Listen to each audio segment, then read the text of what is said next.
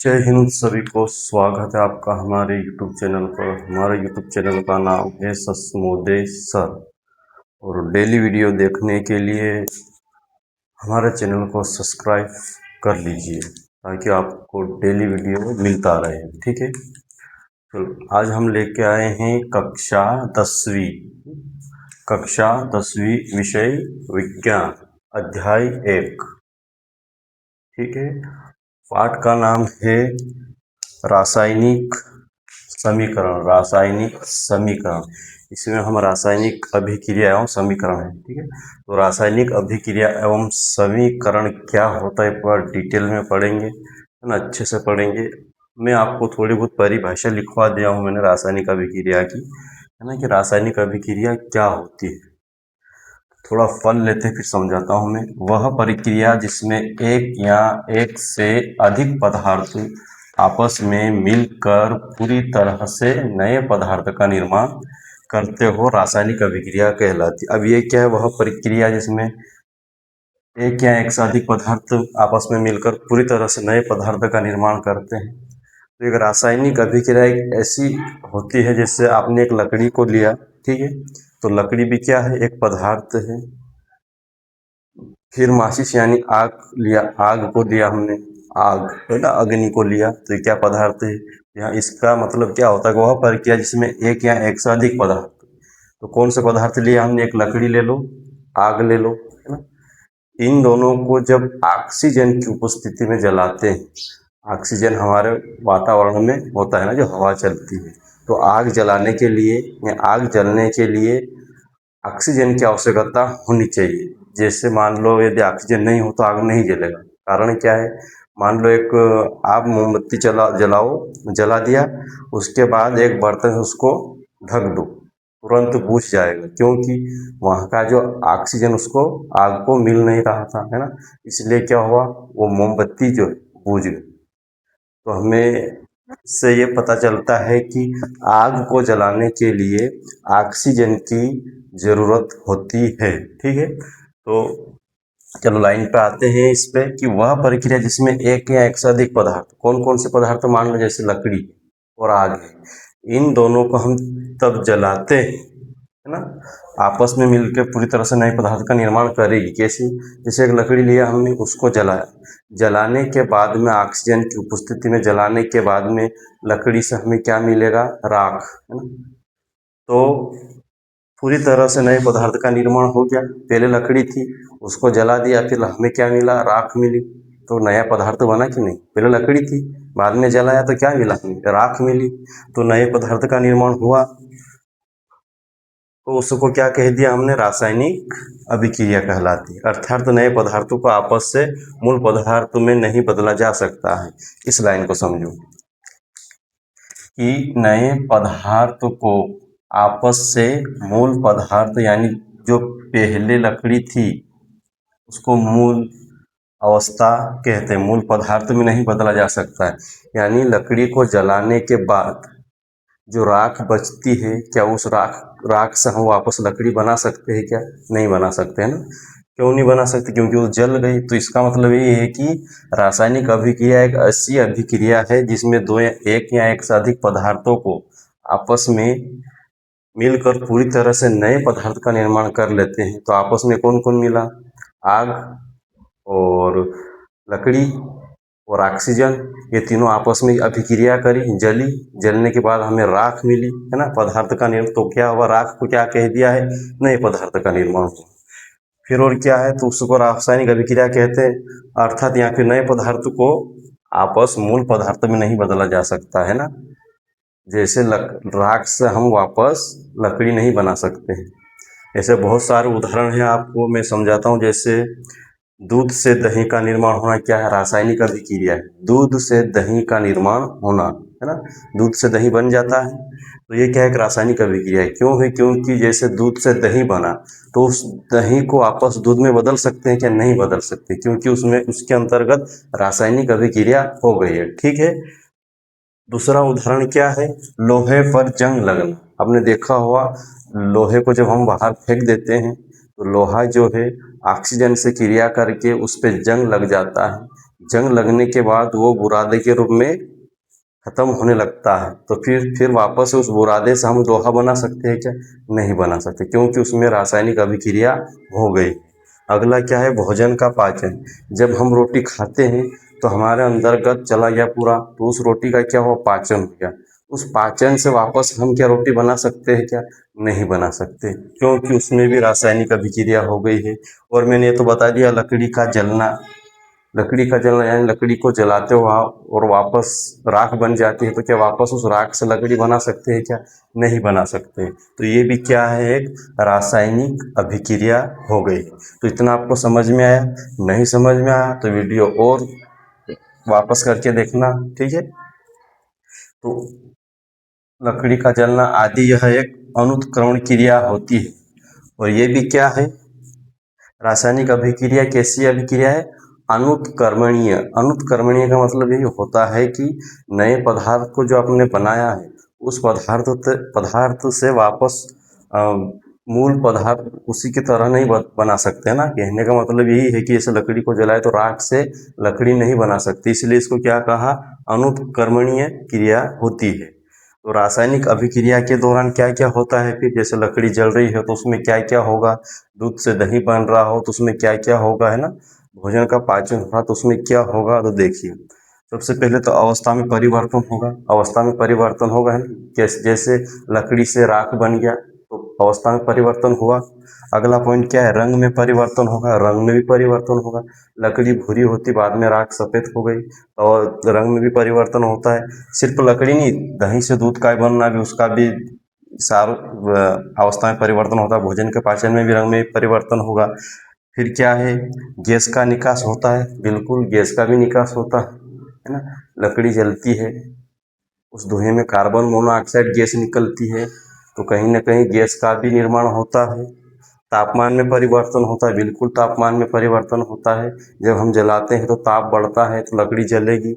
और इसका भी जैसे है भोजन का पाचन हुआ, उसमें भी टूट फूट होगा तो क्या होता है? कार्बन डाइऑक्साइड गैस का निर्माण होता है। और जब हम सांस छोड़ते हैं तो कार्बन डाइऑक्साइड के रूप में छोड़ते हैं ना। भोजन का पाचन कैसे होता है? अंदर टूट फूट होती, कोई भी चीज टूटेगी तो तापमान में भी परिवर्तन होगा और उसमें कहीं ना कहीं गैस का भी निर्माण होता है। तो भोजन का पाचन होता है ना, तो हमारे अंदर कार्बन डाइऑक्साइड गैस का निर्माण होता है, और जब हम सांस बाहर छोड़ते हैं तो कार्बन डाइऑक्साइड गैस निकलती है, ठीक है। तो कहने पूरा मिला के कहने का मतलब यही है कि रासायनिक अभिक्रिया वह प्रक्रिया होती है जिसमें एक या एक से अधिक पदार्थ आपस में मिलकर पूरी तरह से नए पदार्थ का निर्माण कर देते हैं। जैसे मैंने ये उदाहरण आपको बता दिया अच्छे से, और इसको अच्छे से समझेंगे। मैं सिर्फ परिभाषा आपको समझा रहा हूँ, फिर इसकी समीकरण हम देखेंगे, है ना, कि ये पदार्थ तो होते क्या है ना। फिर धारणा मैंने ये दे दिया है कि इसको चाहे तो आप अर्थात मत कर लेना, ये भी चलेगा। एवं नए पदार्थ का एवं नए पदार्थों का आपस से मूल पदार्थ में नहीं बदला जा सकता है। बिल्कुल, नए पदार्थ जो हमें मिला, जैसे दूध से दही, दही हमें नया पदार्थ मिला। दूध क्या था? दूध से दही बना, तो दही एक नया पदार्थ बन गया।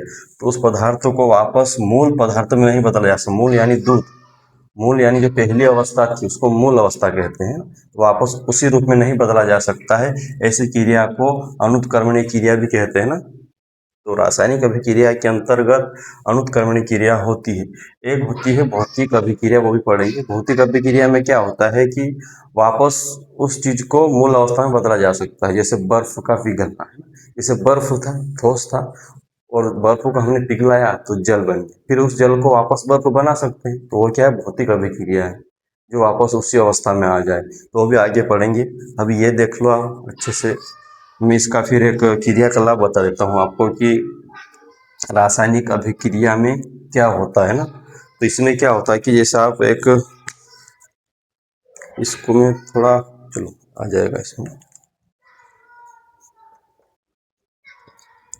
एक क्रियाकलाप देख लो आप। जैसे हमने ऑक्सीजन की उपस्थिति में लकड़ी को जलाते हैं ना, थोड़ा इसका स्क्रीन शॉट ले लो आप, नीचे जगह।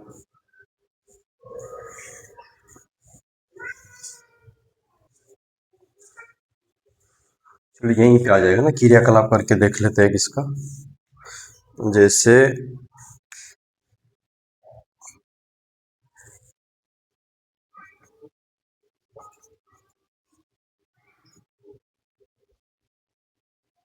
मैग्नी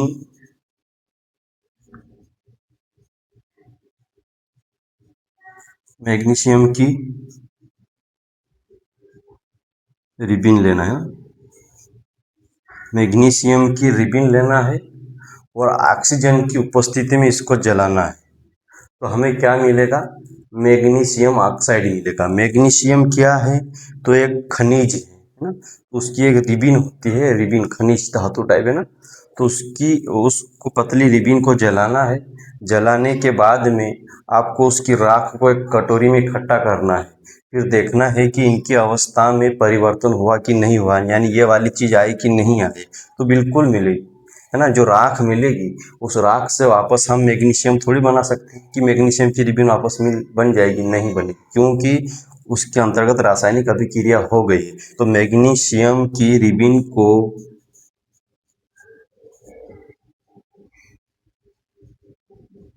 ऑक्सीजन की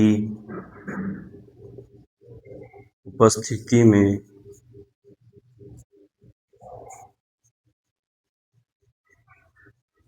जलाने पर मैग्नीशियम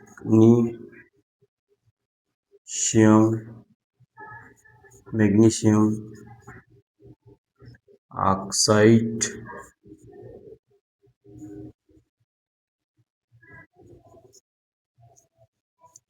पदार्थ का निर्माण होगा या नए पदार्थ नए पदार्थ का निर्माण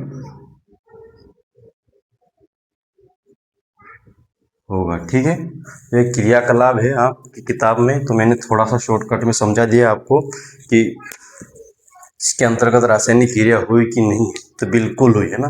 तो इतना सारा आपको समझ में आया, कुछ नहीं करना है। वह प्रक्रिया जिसमें एक या एक से अधिक पदार्थ आपस में मिलकर पूरी तरह से नए पदार्थ का निर्माण करते हैं, हो रासायनिक अभिक्रिया कहलाते हैं ना। वह प्रक्रिया जिसमें एक या एक से पदार्थ मिलकर एक नए पदार्थ का निर्माण करते हैं उसको रासायनिक अभिक्रिया कहते हैं, सीधा शॉर्टकट में, है ना, आसान भाषा में सीधा बोल देना है कि एक या एक से पदार्थ यानी दो पदार्थ लेना पड़ेगा तभी तो रासायनिक अभिक्रिया होगी। सभी में जैसे दूध से दही का निर्माण होना, भोजन का पाचन होना, लकड़ी का जलना, है ना, और लोहे पर जंग लगना, ये सारी क्या है, रासायनिक अभिक्रिया है। रासायनिक अभिक्रिया ऐसी होती है जो वापस उसी अवस्था में नहीं लाया जा सकता, है ना। जैसे दही, दूध से दही बना तो दही को वापस दूध में नहीं लाया जा सकता है। लकड़ी जली तो उस राख को वापस लकड़ी में नहीं बदला जा सकता है। तो ऐसी सारी अभिक्रिया जो है रासायनिक अभिक्रिया होती है। मैंने अच्छे सरल सरल उदाहरण देके मैंने आपको समझा दिया है, और वीडियो देख लेना, है ना। एक मैंने क्रियाकलाप भी बता दिया है ना। तो धातु से संबंधित मैग्नीशियम की रिबिन को ऑक्सीजन की उपस्थिति में जलाने पर मैग्नीशियम ऑक्साइड पदार्थ का निर्माण होगा या नए पदार्थ का निर्माण होगा। तो इस परिभाषा का मतलब इससे भी आप समझ सकते हो कि वह प्रक्रिया जिसमें एक या एक से अधिक पदार्थ आपस में मिलकर, तो एक या एक से अधिक पदार्थ कौन कौन सा है, एक तो ये है मैग्नीशियम को लिया, मैग्नीशियम रिबिन और ऑक्सीजन, इन दोनों की उपस्थिति क्रिया कराई हमने, मैग्नीशियम और ऑक्सीजन की जब क्रिया कराई, है ना, आग लगा के, है ना, हमने जब मैग्नीशियम रिबिन को जलाया तो इसमें क्या क्या पदार्थ था, एक तो हमने आग, मैग्नीशियम और ऑक्सीजन, इन तीनों की जब आपस में क्रिया हुई तो एक नया पदार्थ मिला। नया पदार्थ क्या है, ये वाला मैग्नीशियम ऑक्साइड प्राप्त हुआ हमें। ठीक है, मैग्नीशियम और ऑक्सीजन ये तो मूल पदार्थ है, ये मूल पदार्थ है ना। जब इन दोनों के आपस में हमने क्रिया कराई तो हमें क्या मिला, मैग्नीशियम ऑक्साइड। और जो मैग्नीशियम ऑक्साइड जो हमें मिला ये क्या है, एक नया पदार्थ है। और इस मैग्नीशियम ऑक्साइड से वापस हम मैग्नीशियम और ऑक्सीजन नहीं बना सकते क्योंकि इसके अंतर्गत रासायनिक अभिक्रिया हो गई है। यही तो कहलाती है रासायनिक अभिक्रिया, याद रखना है ना। चलो स्क्रीनशॉट लो, फिर आगे दूसरा हेडिंग समझते हैं।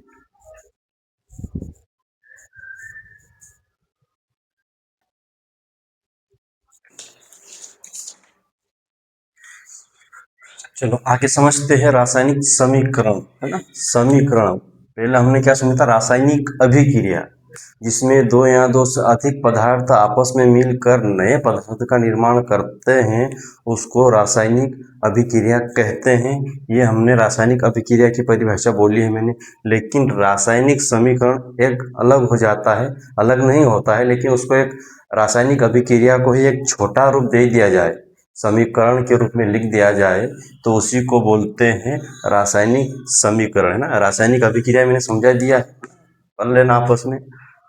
चलो किसी, इधर देख लेते हैं एक बार समझ के, रासायनिक अभिक्रिया, किसी रासायनिक अभिक्रिया को, है ना, रासायनिक अभिक्रिया यानी मैंने पहले बताया आपको, तो किसी रासायनिक अभिक्रिया को संक्षिप्त, संक्षिप्त यानी छोटे रूप में, है ना। संक्षिप्त का मतलब होता है छोटा, कम से कम। तो किसी रासायनिक अभिक्रिया को संक्षिप्त रूप में यानी छोटे रूप में लिखना ही रासायनिक समीकरण कहलाता है। समझ में है रासायनिक समीकरण, क्योंकि रासायनिक अभिक्रिया हमें बहुत लंबा बोलना पड़ता है, लंबा लिखना पड़ता है। जैसे हमने एक क्रियाकलाप करा था कि मैग्नीशियम की रिबिन को ऑक्सीजन की उपस्थिति में जलाने पर हमें नया पदार्थ क्या मिला, मैग्नीशियम, है ना, मैग्नीशियम ऑक्साइड प्राप्त होता है। यह अभिक्रिया उदाहरण है। तो इस अभिक्रिया को इतना सारा लिखना पड़ता है, लेकिन इसी को छोटा रूप में कैसे लिख सकते हैं, तो सब लिखना लंबा हो जाता है, इसलिए इसको संक्षिप्त रूप में लिखना समीकरण कहलाता है, यानी छोटा रूप में। हमने जैसे मैग्नीशियम की रिबिन को लिया, है ना, मैग्नीशियम की रिबिन यानी पतली परत होती है मैग्नीशियम की, उसको जलाने पर ऑक्सीजन की उपस्थिति में नया पदार्थ मिलता है, और नया पदार्थ क्या है, मैग्नीशियम ऑक्साइड प्राप्त होता है। ऐसा बोलना पड़ता है, लिखना पड़ता है, लेकिन इसको संक्षिप्त रूप में बताना ही क्या कहलाता है, रासायनिक समीकरण। जैसे संक्षिप्त शब्दों में भी लिखेंगे, है ना, और सूत्र रूप में भी लिखा जाता है ये। तो शब्दों में कैसे लिखेंगे, जैसे संक्षिप्त रूप में, इसका क्या है, संक्षिप्त रूप, है ना।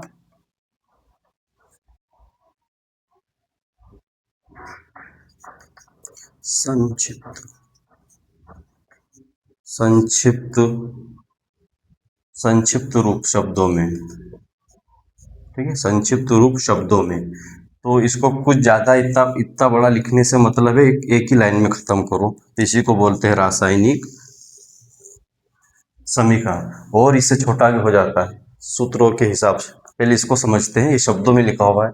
इसका कहने का मतलब भी वही है कि रासायनिक अभिक्रिया को हम छोटे रूप में लिखना ही रासायनिक समीकरण कहलाता है। रासायनिक अभिक्रिया को छोटे रूप में लिखना ही समीकरण कहलाता है। छोटा रूप कैसा, जैसे यहाँ समझो, मैग्नीशियम को जब मैग्नीशियम की रिबिन को, मैं रिबिन भी लिख देता हूँ यहाँ, आप समझ जाना, मैग्नीशियम की रिबिन को ऑक्सीजन की उपस्थिति में जलाने पर हमें क्या प्राप्त हुआ, मैग्नीशियम ऑक्साइड। खत्म हो गया, अभिक्रिया खत्म हो गई। ज़्यादा लिखना पड़ा का नहीं, कुछ लिखना नहीं पड़ा, क्योंकि हमें पता है एक या दो पदार्थ मिलकर जब आपस में अभिक्रिया करते हैं तो हमें एक नया पदार्थ मिलता है। तो क्या मिला, मैग्नीशियम ऑक्साइड, है ना। तो इसको बोलते उत्पाद, इसको बोलते हैं उत्पाद, है ना। और जो दो पदार्थों को जब हम अभिक्रिया कराते हैं उसको बोलते हैं अभिकारक। ये दो अभिकारक है और ये उत्पाद है। तो तीर के निशान से दाईं ओर क्या मिलता है, उत्पाद, और बाईं ओर क्या मिलेगा हमें, अभिकारक। ये बायां है और ये दायां है। समझ में आया कि रासायनिक समीकरण क्या होता है। अभिक्रिया को छोटे रूप में बता देना ही क्या कहलाएगा, रासायनिक समीकरण। जैसा हमने अभिक्रिया बहुत लंबी हो जाती है कि मैग्नीशियम की रिबिन को ऑक्सीजन की उपस्थिति में जलाने पे हमें नया पदार्थ मिलता है, मैग्नीशियम ऑक्साइड प्राप्त होता है, इतना बोलना पड़ेगा। लेकिन इसमें शॉर्टकट में देखो, रासायनिक समीकरण इस तरह से लिखेंगे, मैग्नीशियम, है ना, और ऑक्सीजन को आपस में क्रिया कराएंगे, या फिर ऐसा भी बोल सकते हैं मैग्नीशियम को ऑक्सीजन की उपस्थिति में जलाने पर मैग्नीशियम ऑक्साइड प्राप्त होता है। या फिर ऐसे भी समझ जाओ कि मैग्नीशियम और ऑक्सीजन की अभिक्रिया कराने पे क्या मिलता है, हमें मैग्नीशियम ऑक्साइड प्राप्त होता है ना।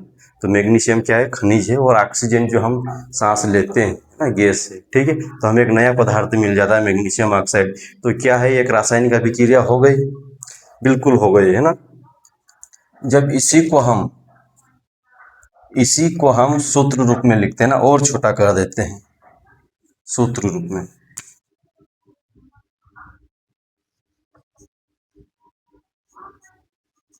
संक्षिप्त संक्षिप्त रूप सूत्र, संक्षिप्त सूत्र रूप में ना ऐसा कर देते हैं सूत्र रूप। अब देखो, मैग्नीशियम को हम लिखते हैं Mg, ये मैग्नीशियम हो गया, प्लस है तो प्लस, ये ऑक्सीजन। जब इन दोनों की अभिक्रिया कराए, यानी मैग्नीशियम को ऑक्सीजन की उपस्थिति में क्रिया कराने पे तीर का निशान क्या बताएगा, उत्पाद को। तो क्या प्राप्त हुआ हमें, मैग्नीशियम ऑक्साइड। समझ में आया। ये और छोटा हो गया, इतना सारा लिखने के बजाय हमने इसको खत्म कर दिया अभिक्रिया को, तो छोटी हुई कि नहीं। हमने इससे पहले देखा था रासायनिक अभिक्रिया क्या होती, तो मैंने आपको बहुत सारा लिख के समझाया है ना, कि किसी दो पदार्थों को आपस में क्रिया कराने पे हमें जो नया पदार्थ मिलता है वही रासायनिक अभिक्रिया कहलाती है। फिर मैंने आपको उदाहरण बताया था, दूध से दही का बनना, लोहे पे जंग लगना, भोजन का पाचन होना, है ना, लकड़ी का जलना, ये सारा की सारा मैंने उदाहरण दे के समझाया। उसी अभिक्रिया को हम जब छोटा करके लिख देते हैं तो उसको बोलते हैं रासायनिक समीकरण। समझ में आया आपको। जैसे शब्दों के रूप में भी मैंने लिख दिया कि मैग्नीशियम को जब ऑक्सीजन की उपस्थिति में जलाने पर मैग्नीशियम ऑक्साइड प्राप्त हुआ। तो ये जो है बाईं तरफ, जो है बायां तरफ क्या मिलता है हमें, बायां हमें क्या मिलता है, अभिकारक। और ये तीर का निशान क्या बताता है, उत्पादक को बताता है। तो हमें नया पदार्थ क्या मिला, मैग्नीशियम ऑक्साइड, है ना। ये दाईं तरफ होता है। तो ये भी आपको ध्यान देना है ना, कि बाईं तरफ क्या आता है, दाईं तरफ क्या आता है। तो आपको अच्छे से समझ में आया कि रासायनिक समीकरण क्या होता है, सूत्र रूप में भी लिख दिया हमने। अब मैं आपको थोड़ा अभिकारक और उत्पाद क्या होता है ये भी थोड़ा बहुत लिख के बता देता हूँ ना, ताकि आपको शब्दों में भी आना चाहिए, है ना। चलो स्क्रीनशॉट लो, फिर आगे देखते हैं।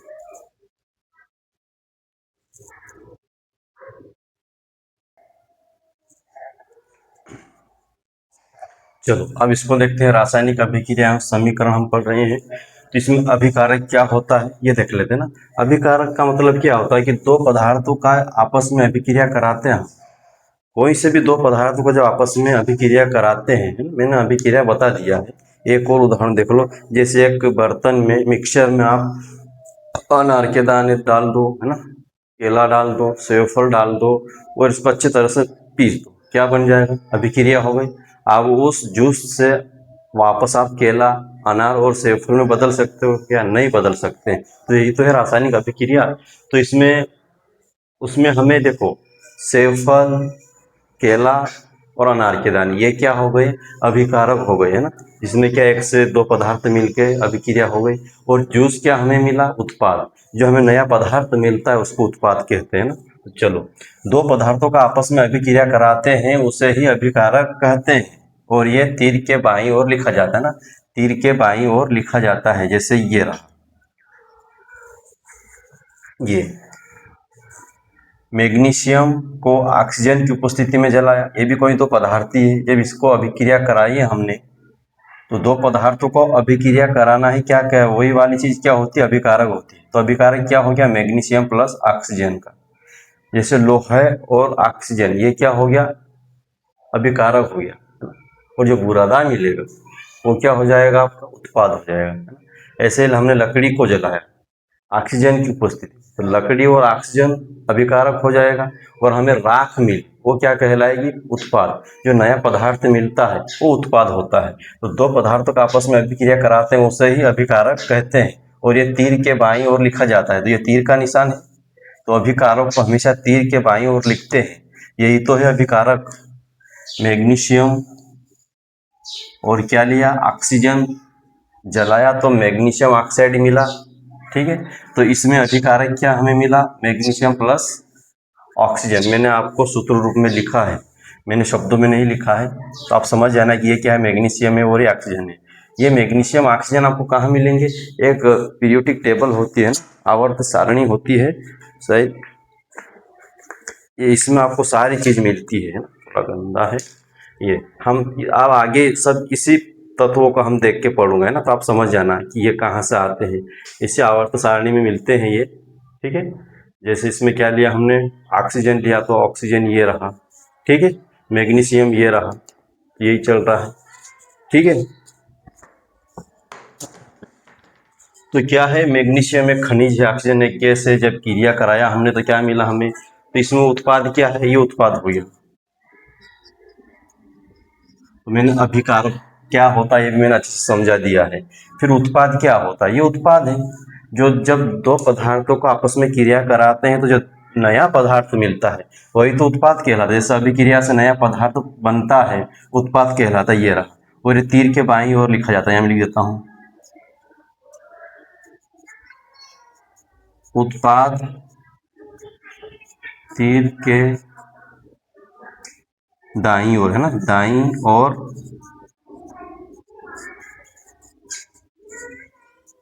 लिखा जाता है।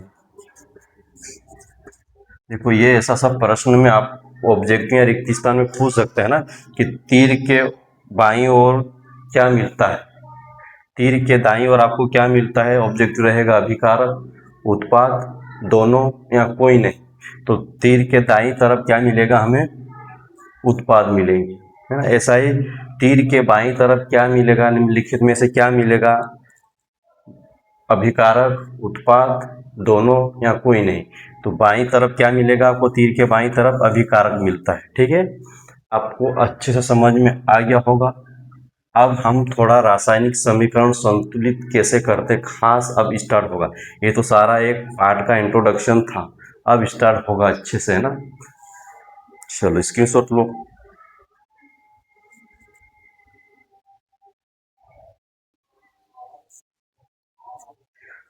चलो एक और आपको समझा देता हूँ कि द्रव्यमान का संरक्षण नियम क्या है ना।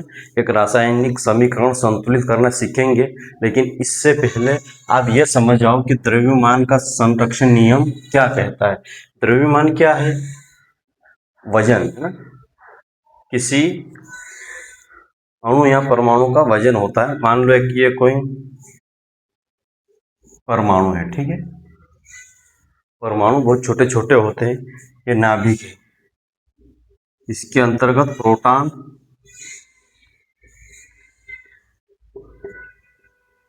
और न्यूट्रॉन कण पाए जाते हैं ना, छोटे छोटे कण पाए जाते हैं प्रोटॉन और न्यूट्रॉन के। और ये बाहर कक्षा में इलेक्ट्रॉन होते हैं। ये अभी नहीं पढ़ना है, लेकिन मैं आपको एक द्रव्यमान समझा रहा हूँ, है ना। तो किसी पदार्थ के परमाणु के अंदर छोटे छोटे कण होते, मैंने बताया किसी पदार्थ ही छोटे छोटे कणों से मिलकर बना हुआ होता है। तो उसके अंतर्गत प्रोटॉन और न्यूट्रॉन पाया जाता है। प्रोटॉन पॉजिटिव होता है प्लस वाला, और इलेक्ट्रॉन नेगेटिव होता है ना। यह आगे जब चैप्टर आएगा तो मैं आपको समझाऊंगा, लेकिन अभी द्रव्यमान समझो।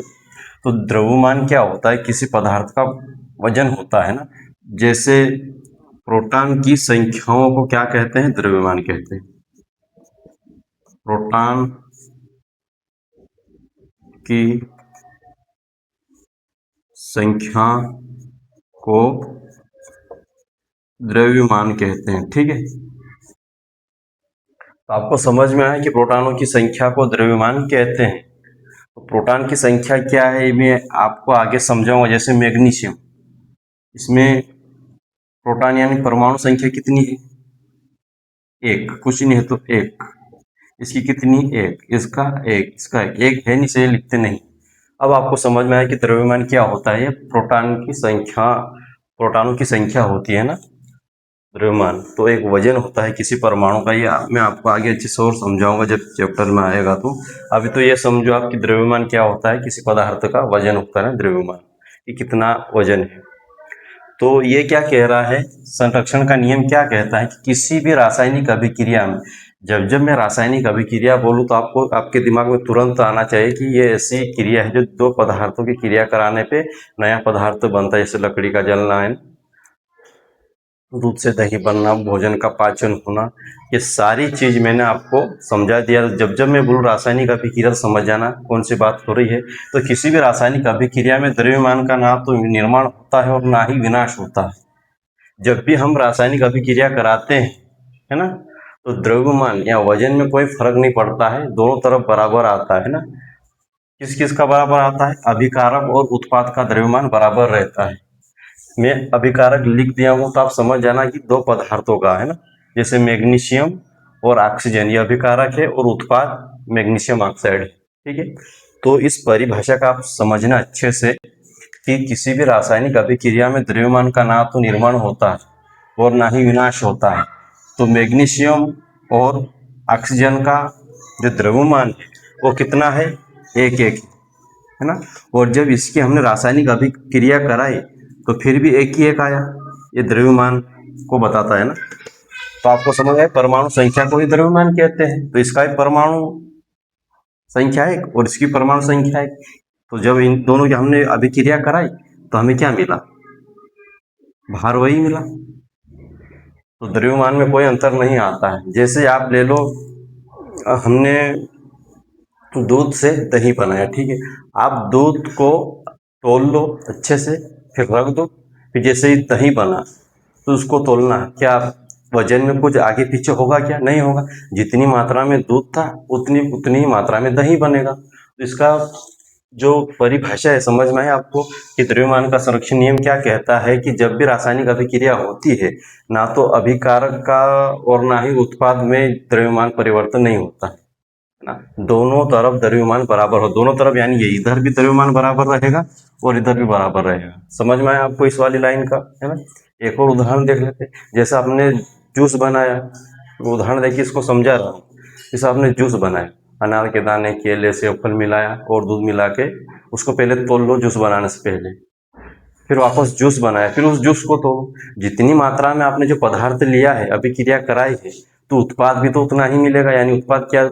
जूस हो गया, है ना। जितनी मात्रा में आपने जो कच्चे फलों को मिक्स करा है और वापिस जो बना है उतनी मात्रा में तो आएगा। ऐसा तो नहीं है कि जूस ज़्यादा हो जाएगा या कम हो जाएगा।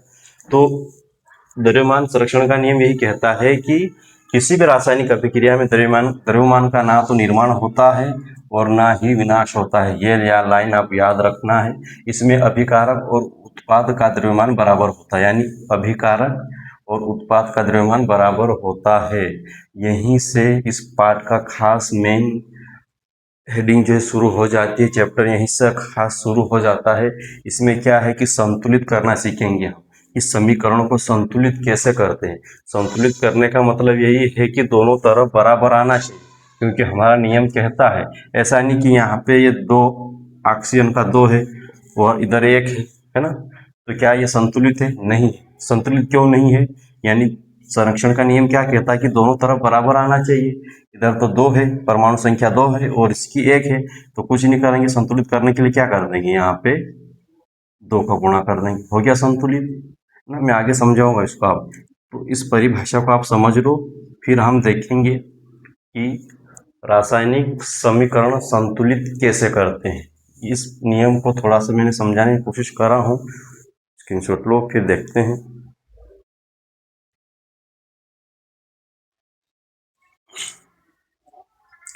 चलो अब देखते हैं रासायनिक समीकरणों को संतुलित कैसे करते हैं, है ना।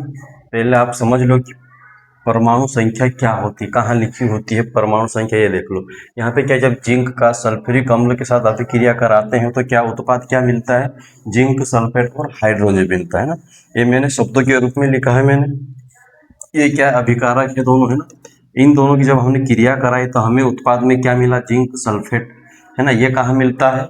आवर्त सारणी में ना, मैंने आपको बताया था चार्ट, उसमें से ही मैंने ये आपको लिखा है। चलो, जिंक को हमने ऐसा लिखा सूत्र रूप में, ये जिंक है, प्लस है तो प्लस लगाया। सल्फ्यूरिक अम्ल, तो सल्फ्यूरिक अम्ल ये ऐसा सूत्र रूप में ऐसा लिखते हैं ना, सल्फ्यूरिक अम्ल, है ना।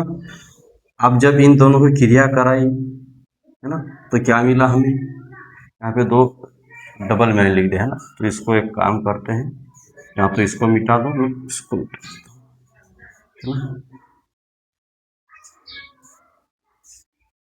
अब ये सही स्टार्ट हो गया, मैं डबल लिख दिया था। चलो, तो ये इनकी क्रिया कराई तो हमें क्या मिला? जिंक सल्फेट और हाइड्रोजन मिला। तो ये समीकरण मैंने संतुलित कर दिया है। संतुलित करने का मतलब यही है कि दोनों तरफ द्रव्यमान बराबर आना चाहिए। ये संरक्षण का नियम कहता है, मैंने इससे पहले परिभाषा मैंने आपको समझाया ना। तो संतुलित इसी के आधार पे होगा, द्रव्यमान के आधार पे। तो परमाणु की संख्या के आधार पे संतुलित करेंगे। देखो जिंक का परमाणु संख्या कितनी, 1। हाइड्रोजन की कितनी है, तो यहाँ पे लिख देता हूँ। इनका कितना है, अभिकारक और उत्पाद का। ये संतुलित करी हुई है, हम संतुलित करना ही सीखेंगे इसके बाद। और ये उत्पाद, ठीक है। इसमें देखते हैं जिंक का परमाणु संख्या कितनी है, 1। तो जिंक बराबर 1। हाइड्रोजन का कितना है, 2 है। तो हाइड्रोजन बराबर 2 परमाणु संख्या। सल्फर की कितनी है, SO 4। सल्फर का 4 परमाणु संख्या है। मैंने आपको तोड़ के बता दिया, समझ में आ रहा है आपको कि ऐसा कि ऐसा इस तरफ आना चाहिए। तो हम समझ जाएंगे कि यह समीकरण संतुलित है। समझ में आ रहा है आपको कि समीकरण संतुलित कैसे करते हैं। ध्यान से देखना, जिंक का परमाणु संख्या 1 है, कुछ नहीं है तो 1, तो मैंने 1 लिखा। हाइड्रोजन का कितना है, ये इतना है ना, ये इतना हाइड्रोजन अलग लिखेंगे, सल्फर अलग है, तो इसको बोलते हैं सल्फ्यूरिक अम्ल। तो हाइड्रोजन का कितना है, 2। इसको S और O को अलग मत कर देना, नहीं इकट्ठा है, ये सल्फर है, ये सल्फर ऐसे ही लिखा जाता है। तो सल्फर का कितना है, 4। आया समझ में। ऐसा कि ऐसा उत्पाद में लिखते हैं, जिंक का कितना है, इधर भी जिंक का इधर भी 1 है। आगे क्या है, सल्फर। सल्फर कितना है इसका, सेम कर देना। हाइड्रोजन कितना है इसका, 2 परमाणु संख्या। सल्फर का कितना परमाणु संख्या है, 4 है। अब देखो इसमें दोनों तरफ द्रव्यमान बराबर है। देखो जिंक का भी 1 है, उत्पाद में भी जिंक का 1 है। इधर अभिकारक में हाइड्रोजन का 2 है, इधर भी हाइड्रोजन का 2 है, बराबर का लगा दो, क्या होगा, ये लो। सल्फर भी 4 है, इधर भी सल्फर 4 है। यानी ये जो समीकरण, ये समीकरण जो, ये क्या है, समीकरण है ना, समीकरण 1। क्या ये संतुलित है, तो बिल्कुल संतुलित है। यदि ये बराबर नहीं आते तो हम इसको संतुलित कर देते हैं ना। आप संतुलित कैसे करते हैं ये समझते हैं। इतना समझ में आया कि परमाणु संख्या क्या है, ये रही, जिंक का 1, हाइड्रोजन का 2, सल्फर का 4। ऐसा कि ऐसा इधर भी बराबर मिल गया। देखो इधर भी 1 2 4, 1 2 4, यानी ये समीकरण कैसी है, संतुलित है ना, संतुलित। संतुलित कैसे है, क्योंकि भार जो है, द्रव्यमान बराबर है।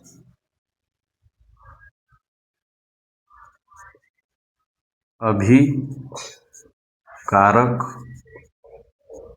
और उत्पाद का द्रव्यमान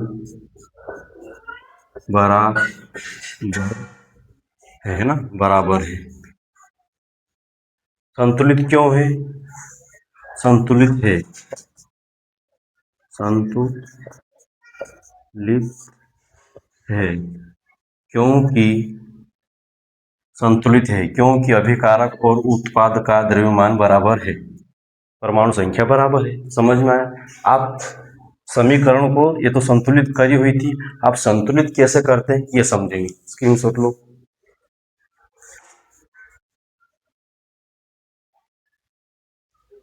चलो इस समीकरण को संतुलित करते हैं।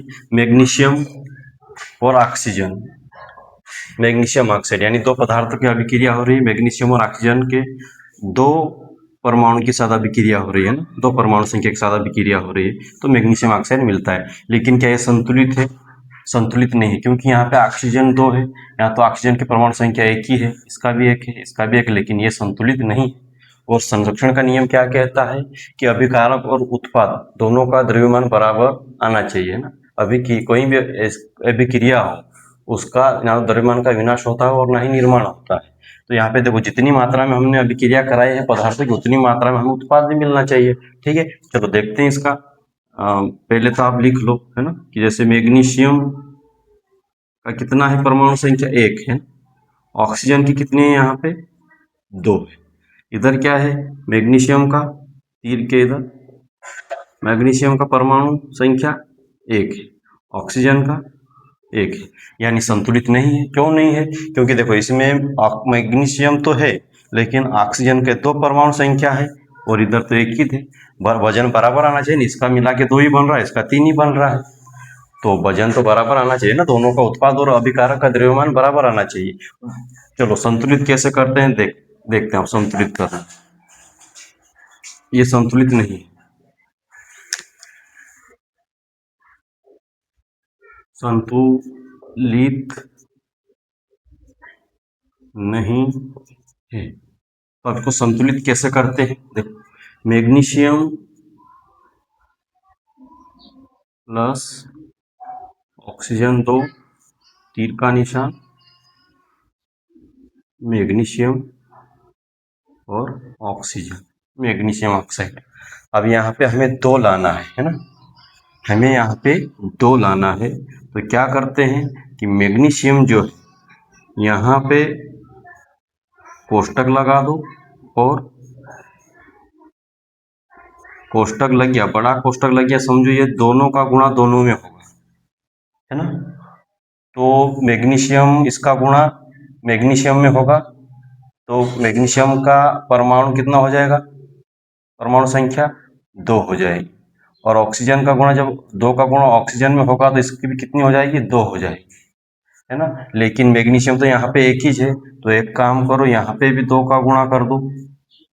समझ में आ रही रासायनिक अभिक्रिया अच्छे से?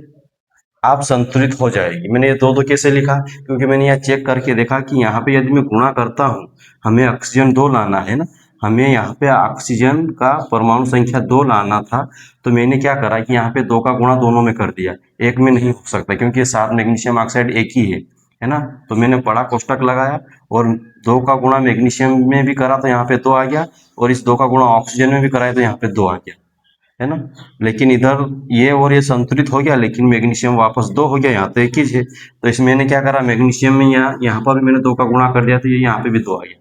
अब देखो बराबर हो गया, इधर भी मैग्नीशियम का परमाणु संख्या 2, इधर भी मैग्नीशियम की परमाणु संख्या 2, इधर भी ऑक्सीजन की परमाणु संख्या 2, और इधर भी 2।